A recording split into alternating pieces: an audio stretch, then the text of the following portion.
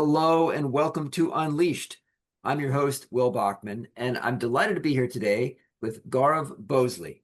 Gaurav, welcome to the show. Thanks a lot for having me, Will. It's so nice to be with you. So, Gaurav, I was really interested to hear about your practice. I understand that your work breaks down about 50-50 between coaching people who want to get into a consulting firm, who want to get hired by a consulting firm, and you've been doing that for a dozen years. And you also coach consultants who are currently at consulting firms about just how to improve their performance, their professional trajectory. So let's talk about each of those aspects of your practice in turn. Maybe tell us sort of a bit about how you got started coaching people on how to get hired by consulting firms and about that trajectory. That's an interesting start. And probably for that, I need to go back to how I prepared. Just to kind of take a step back. So I'm also an ex-McKinsey consultant, just like you. I did my MBA from HEC Paris, and what we are talking about is 2006-7. And there was absolutely no preparation structure at that point of time to prepare for McKinsey, BCG, or any of these consulting firms. But at the same time, there was one gentleman who had passed out like 2 3 years back from HEC, and he was kind enough to come on Saturday, Sunday, and he used to give us some mock cases, give us some feedback, etc. Just pro bono, just as a alum to alum help, right? And that absolutely helped me crack and really break into multiple firms, McKinsey, BCG, Bain, etc. Ultimately, I ended up joining McKinsey in Frankfurt. My family was in India. I was alone in Frankfurt. So a lot of time over Saturday and Sunday when I used to have time, I was part of Frankfurt Cricket Club, but the matches used to be like a little bit like once in a month. But over the other weekends, whenever I used to get time, I used to go back to HEC or some of these different B schools at INSEAD, LBS, right? And I used to do the same that the gentleman did it for us, yeah. And so my mother is a teacher, so probably a lot of people say that I have a DNA of a teacher, not just of course in a literal sense, but also in this particular sense. So I enjoyed it, and a lot of people taking help from me, taking coaching from me, got into some of these firms. So yeah, I think the feedback was good. I was enjoying it, and I always believe that if you want to do something which is on the intersection of skill and will, right? So that was bang on the middle of my skill and will. So when I was leaving McKinsey and was trying to understand what is it that I should be doing now, I thought, why don't I bring together the two things that I know, right? Which is strategy and career, right? And can I work on the intersection of that and a career strategy? I know where do I start from the domain that I am most familiar with, which is consulting. So that is where I started. Well, started doing it professionally, and this is where this entire journey began. You touched upon the other part, which is coaching consultants. So, as I started helping people to get into consulting, one thing that I realized is that breaking into consulting, right, which is kind of a considered as like a gold medal achievement or a reaching an Everest, right, is not the real goal. Yeah, the real goal should be thriving in consulting. Or why consulting? Any job, right? It's not about getting into the job, it's about really thriving into it, right? And slowly I realized that career happiness is something that I should have as a goal. And what I realized it that I'm helping people get in, and my skill is probably to get them there, but I need a little bit upskilling to do a little bit deeper kind of a career coaching. So I upskilled myself, right? So I'm an ICF certified PCC level coach. ICF is International Coaching Federation. I got myself certified on a lot of psychometric tools, neuro linguistic programming, TA, and I mean, a lot of different modalities, right? So that I can go a little bit deeper. I can really, just like a sports coach or just like a life coach, I can really use your strength to make you the best version of yourself, right? So with that, and having been there and done that in McKinsey, right? I started applying that to people who are in consulting, who are struggling or who want to go fast, who want to plan their career, want to shape their career strategies.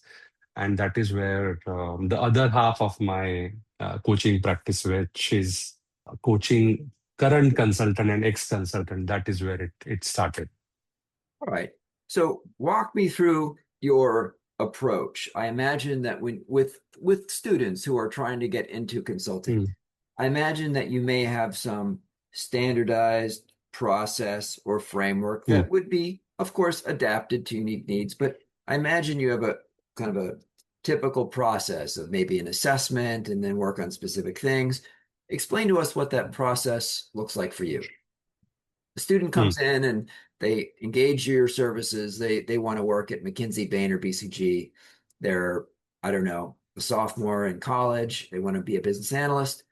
What what are you going to do the first session, and what does that engagement look like?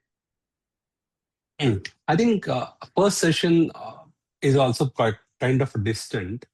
The first conversation I typically like to have with anybody who is trying to hire me is that of a career clarity. Because if you go to any career transition, right?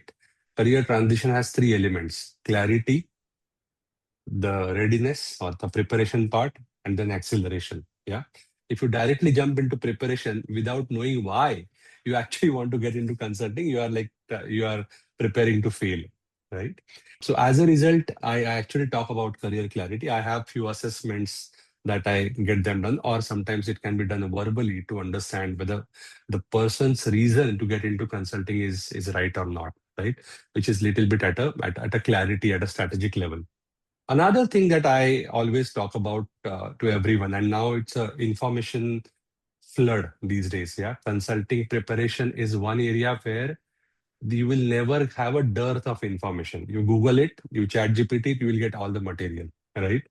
So there is a huge risk of people preparing in a suboptimal way. So as we talk about in consulting, right, even before we get into process, the first thing that needs to be fixed is mindset. Yeah. I always say mindset, skill set, and tool set, right? This is the hierarchy. The topmost is always mindset, because if you don't miss the mindset, then it's the skill set or process is of no use. So the mindset that I always want my all my clients to adopt is, don't prepare to crack the case or crack the interview. Prepare to be a good consultant, right? Tips and tricks you can get a plenty. Yeah, you can probably cross a first round because of that. Yeah, but when you talk to a partner or a principal at the in the second round, they see through it. With this kind of tactical preparation, even if you get a job, then at least in McKinsey, BCG, I know you will be get fired in the first year, right? Because you have only worked at a tactical level. The three pillars of consulting talent: problem structuring, analytical decision making, and top down communication. If you don't master it, yeah, then just a case cracking preparation or tell me about yourself being very polished answer, it's not going to help you. So I first ensure that they are on the same page, right? And they are here to work on the skill. Yeah. So that's a mindset that I start with. And then, there is as you rightly pointed out, there is a way in which people should prepare, right? And if somebody is starting the preparation, I talk about a three-step process. One is the foundation. Second is a parallel two tracks, networking and practice. And third is polishing. It's modular for various reasons. One of the reasons being tactical, because in not everyone who starts preparing in consulting get an interview call these days. It's super competitive, right? So what I always talk about is start with foundation. In foundation, I get three things done. One, a extremely basic but thorough way of preparing how to actually crack a case. Second, top 10 most frequently asked fit questions. And by fit questions, I mean, questions like, why should we hire you? Tell me an instance when you demonstrated problem solving, those kind of things. And third is I actually polish their CV. We get the consulting CV done. This is the first foundation phase. And then I tell them, now open two threads. One, with the given learning, now start practicing.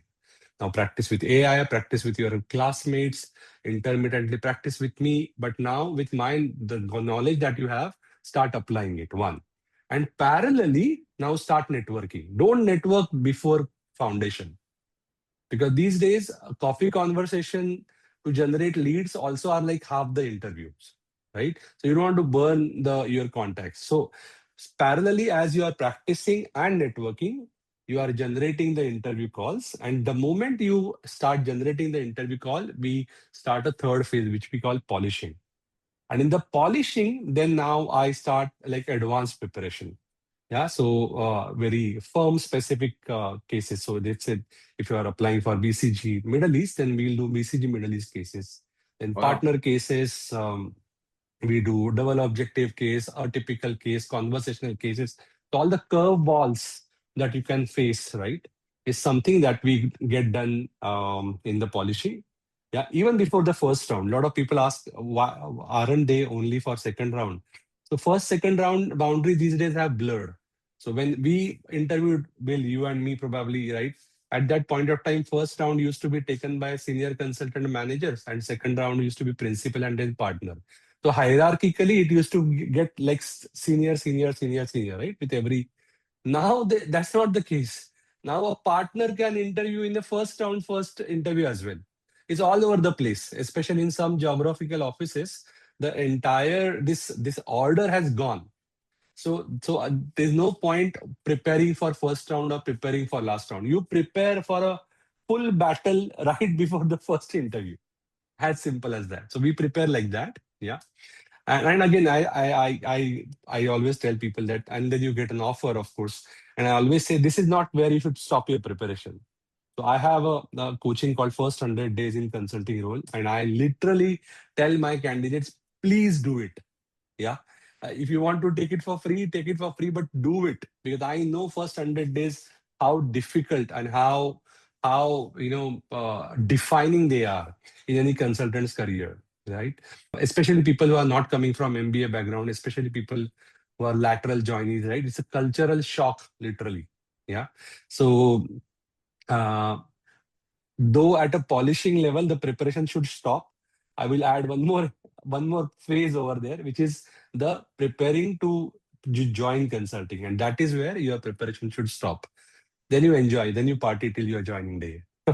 But don't start partying before you are prepared. I'd love to hear very specifically how you work with students on each of those three pieces that you talked about. I think I captured there's the problem solving skills, there's the data analytics skills, and then there's the top down communication skills. Could you Mhm. walk through, like, let's say that a student listening to this right now wants to do it on their own. They can't afford a coach or they don't have one yet. What are some things that people can do at home, on each of those three aspects to develop those skills? Okay, so see, for any skill, be it cycling, be it swimming, any skill, right, has an element of learning, yeah, and then practicing, yeah, before you can master it. So, and of course, everybody learns in a different way. Some people might learn it from a coach. Someone might learn with a chat GPT or a YouTube video. So I'm not going to dictate people, how they want to learn. But the first thing is to, kind of learn the nitty gritties. For example, if let's take an example of problem structuring, right? So whenever a problem is thrown at us, yeah, generally those who have not trained in this, yeah, our first kind of reaction is to directly jump to the conclusion, right, or jump to the answer, right? The issue tree based approach or problem structuring, structured problem solving, which is dividing the problem into its pieces till we have a manageable analysis. Yeah, doing that, yeah, it's a habit. You really need to learn it. right? So if my friend tells me that I run a cafeteria and I'm going down in profitability, if I'm not practiced enough and I come from a marketing domain, I can say, you know what, you are probably not doing your marketing correctly, right? But with in consulting, you cannot jump to the conclusion. You talk about, okay, if your profitability is down, either your revenue is a problem or a cost is a problem. If your revenue is a problem, then either you are not selling enough or your pricing has something bad has happened over there. So so dividing it into its pieces, right? One, I just gave an example of one small part. So this is something that needs to be learned and then practiced. So what we do in a coaching session is actually we teach them some of these basic techniques, right? For diagnostic problem, for strategic initiatives, etc. Taking one or two examples, right? And then in the practice phase, that is where they need to apply those on different industry problems and different functional problems, right? So that is how it goes. Same thing with analytical decision making as well, right? If I give you a chart to read, chart in the sense I'm referring to a graph, right, or a data table, right? So how do you start interpreting that? So all these are skills that needs to be developed over time, and this is we do the basic, the foundation part, and then in the practice people do it. And what happens generally, practice phase can be a small or a big phase depending on when people start. There are people who start 15 days before the interview, and there are people who start 6 months before even they think about applying, right? So practice phase can be small or or a long period, yeah. So generally people who have planned their consulting interview preparation properly, what they do is they do practice with their friends, etc., their peers, sometimes with AI, and then intermittently with the doubts and the areas on which they are not improving, they come back to us as a coach, right? And then we identify, okay, what's happening exactly, why are you not able to do it? Let's replay that. If this kind of a question answer, how do you think, right? And we try to get that mental block down, or if there is a skill needs to be kind of developed, we develop that. This is what happens in the preparation or a practice phase in the second phase. So if someone wants to practice that data analytics piece at home, a listener, they want to practice looking at a chart and how to interpret it, how to think about it. What are the questions or tips that you have for someone to improve on that skill? So case interview overall, as a full practice, no, I always prefer, because as you can imagine, a chart standalone has no meaning, right? If I give you a graph of a telecom company's quarterly profits, right? If you don't know the context and what are you trying to solve, yeah, how are you going to interpret it, right? So I always tell people to do it as a part of the case, yeah. But yes, absolutely. So if you're talking about the learning part of it, the way we teach is to people is that, okay, chart what I'm going a little bit in detail. I hope everybody will be able to follow this. So let's say there is a chart, right? So the first step, even before you enter into the chart, right, is to get the mindset right, right? For example, chart is a data bridge, yeah, bit that takes you from point A to point B. Yeah. First of all, in that case or in that problem solving, are you clear from where your A is and where your B is, from where you are starting and where you are going? That is very, very clear. That should be very clear. Think about a real life scenario. When would you ask a data to the client or any of your agency partner? When you know know the problem and you are asking for a specific thing to fill that gap. Same thing in case interview. If you don't know what is the gap that you are filling, that data interpretation hasn't started on the right note. So first of all, identify from A to B where you are going. Get the mindset correct. Once you do that, then we call it. Then there is like a 3-4 step process. So first is we talk about data sanity check. So look at the header, look at the footnotes, look at XY axis, look at the major number, eyeball them very quickly. It's in 35 minutes you need to solve a case. So whatever I'm telling you in so much detail, this happens in a split second. Yeah. If there is any issue that you are facing, then ask that question to the interviewer then and there. That okay, I'm not understanding this. Can you please clarify it, etc., etc. If it is everything is clear, then walk through the chart and end it with two kind of comment. We call it so what comment and what next comment. So what comment? I mean, as McKinsey, we know it because we have said it 100 times in a day, right? So what is basically what does this chart mean in the entire situation, right? So communicate that, right? And then what next? We never stop at that, right? As a consultant, we always need to lead. Yeah. There is a capability called taking the hypothesis forward independently. Yeah. Or in BCG, we call it case leadership, right? So we should always be a leader. So don't stop at that. Then you take it forward, right? And to talk about now what is it that you want to do next. Yeah, so right from the mindset, data sanity check, reading the chart, extracting the so what, communicating the so what, and communicating the what next is the entire chain, right? Or this entire process that you need to follow if you are looking for a chart. Now this is the theory. Yeah, then you can, of course, you need to apply that to various charts. There are certain charts which are graphical. There are some which are only tables with numbers, right? And whatnot, right? So there can be an exhibit where there are multiple charts. We need to also choose which chart is meaningful. Yeah, not every data point is important, right? 80/20. We need to look at what exactly to focus on. All these things come in with practice. And tell me about how you help folks develop their top-down communication skills to lead with the answer. Top-down communication is like Achilles heel for a lot of people, including me. I mean, I first of all, top-down communication is not natural to human beings, and especially if you are coming from the eastern part of the world, then we are never. I mean, it is almost considered rude, right? So we are taught to first beat around the bush and then communicate the thing, right? Plus, on top of that, I was an engineer. So again, same, I got underlined that first you explain and then talk about your invention, right? So when I came to consulting preparation and McKinsey, in fact, in McKinsey as well, first 2 3 months, I was not even convinced that top down is the way to go. I always used to feel it's so blunt. And on top of that, I joined McKinsey Frankfurt. You can imagine the level of bluntness, right? McKinsey Germany. There are funny videos on McKinsey internet about working in McKinsey Germany. It's that blunt.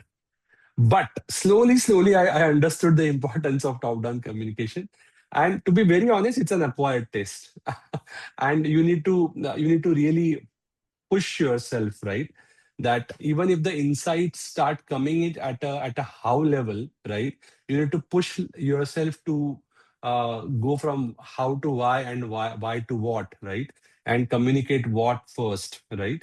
And as you do that, kind of again and again and again, right?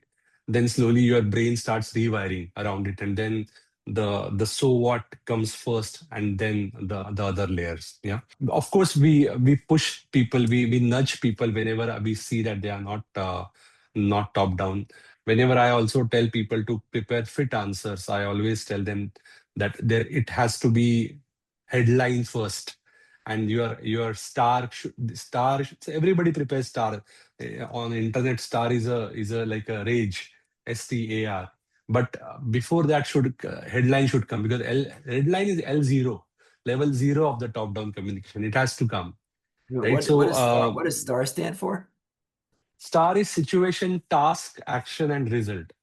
So Okay. any story that you are communicating, I mean, in McKinsey, if you remember, we used to use SCP, situation, complication, proposition, right? Star or SOAR is what in interview.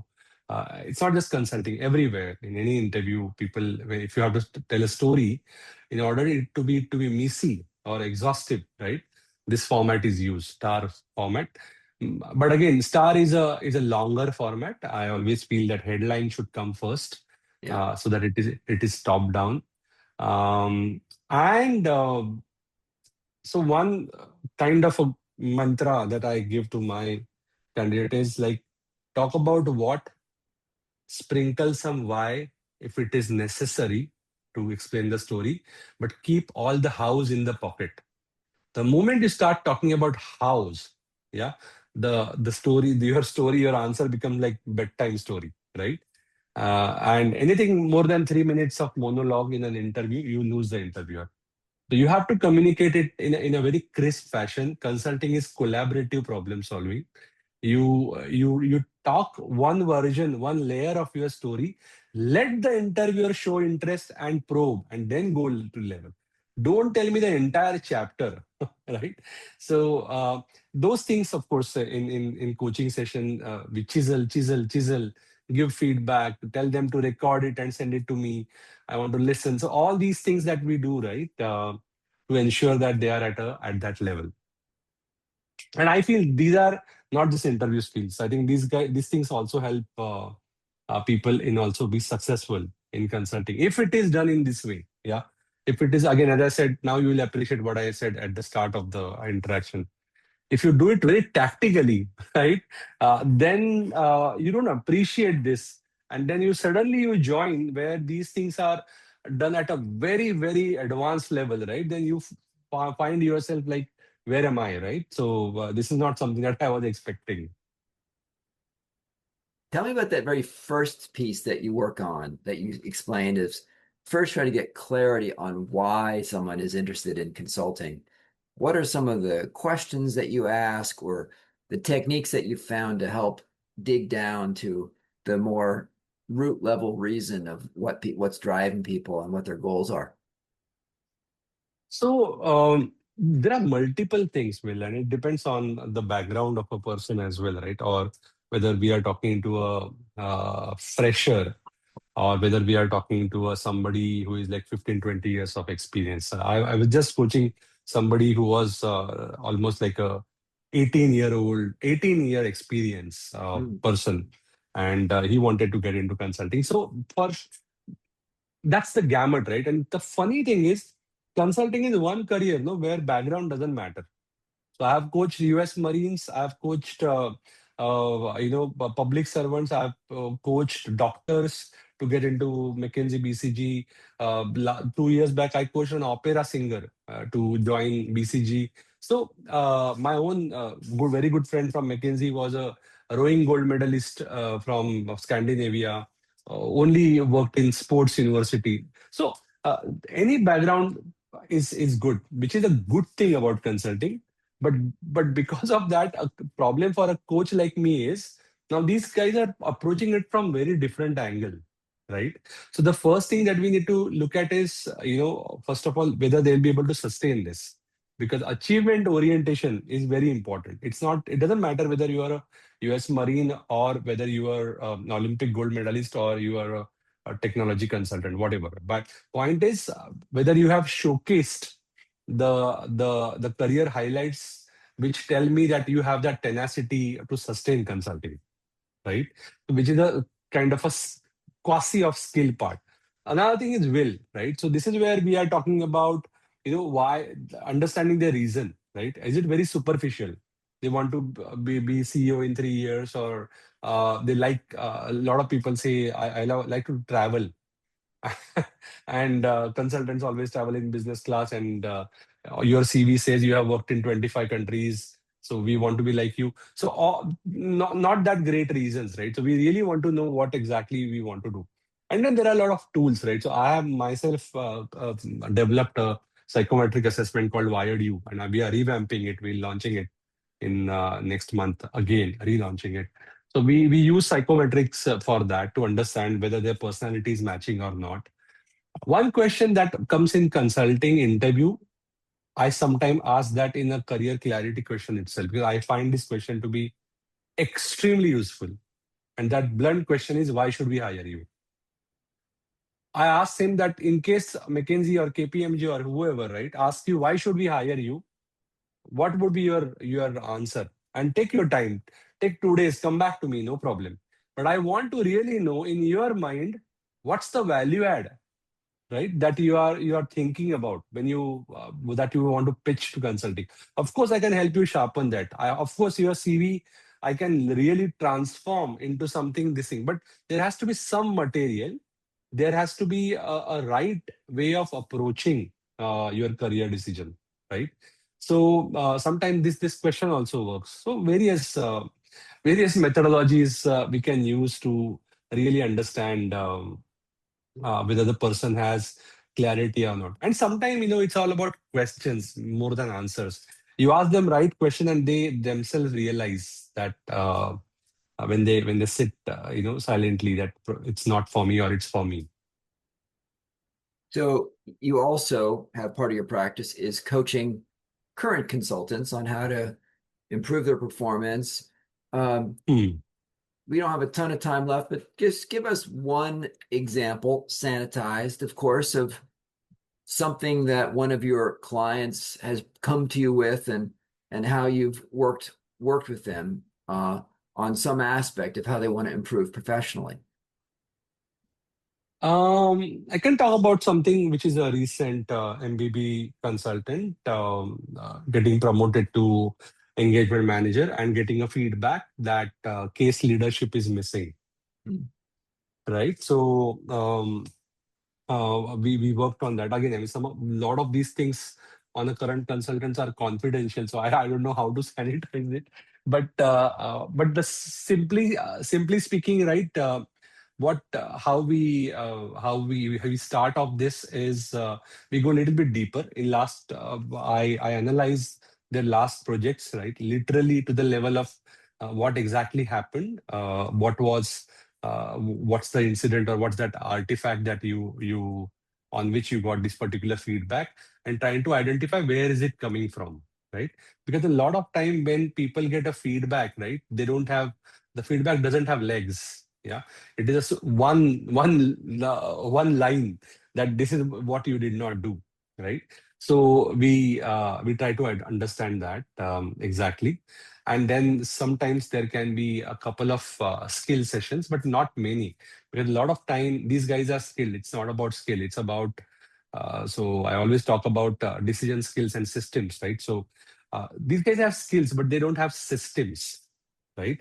So we try to kind of then implement a lot of system that some of them you and me have probably learned in our organization. So we talk about how do you plant more feedback loops in your engagement, right? So, of course, your partner will give you feedback, yeah. But how about some senior consultant or somebody who is your peer? Yeah, can you take also help from him, right? So that you get more frequent feedbacks, right? With a partner as well, can we be next project? Can we be very transparent and say, this is what we are going to work on? Can you please observe me on this? Right? Then we talk about 10, 30, 90. So um, not necessary every time you need to give the artifact when it is 90% ready. Yeah. Once the meeting is done between a partner, can you quickly share a 10% understanding of it, that this is what I plan to do? Are you fundamentally on this or not? Right? And then you develop at a 30%, again you share, get a feedback, and then the chances of you not doing it or that ultimate Friday morning partner tearing apart your presentation is minimized. Yeah. So there are these systems, and they are so as you go senior, right, in coaching, the way in case interview coaching, I can talk about a process or many set pieces, yeah, in a football language, yeah. As you go to executive coaching, in the sense the career coaching of consultants and managers and principals and partners, very few set pieces, huh, by the way. It's extremely individual driven. So every coaching assignment is different, and every person and his context is different. And apart from that, there are certain things that we also use, which are the psychology related techniques, the core coaching techniques, right? To get their mindset right, to get their motivation right, um, uh, etc. Some systemic things, right? Getting some of these tools built, some of the checklists built. So that thing happens with consultants. Fantastic. Gaurav, for listeners that want to find out more about your practice and follow up with you, where would you point them online? Of course, I think I'm active on most of the social media, but I think I'm active on LinkedIn. So you can write Gaurav Bhosle, consultant, or McKinsey, or my company's name is Being Consultant, and you can find me on LinkedIn. Yeah, and the name of my coaching company is Being Consultant, Being Consultant, CONSULTENT. So beingconsultant.com is where you can see what kind of work we are doing. So yeah, happy to respond to those approach me. Fantastic. Okay. We will include those links in the show notes. Gaurav, thank you for joining today. Thanks a lot, Will. Thanks for having me. I really enjoyed the conversation, and yeah, all the best to you as well.